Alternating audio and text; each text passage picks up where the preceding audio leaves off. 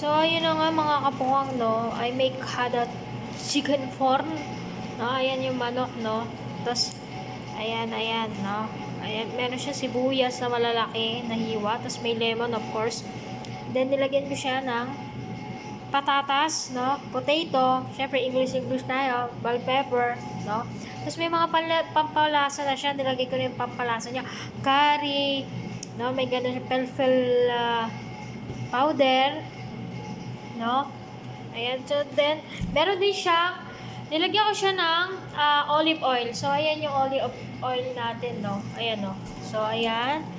So, let's go.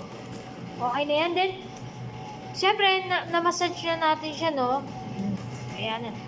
Tatakpan natin siya ngayon ng aluminum foil, no? Para maluto siya. Hindi kasi pwedeng naka-open, no? Hindi pwedeng naka-open. Dapat nakasarado siya ng aluminum foil, no?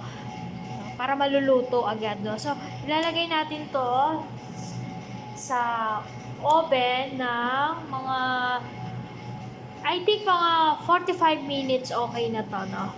So, ayan. So, let's go!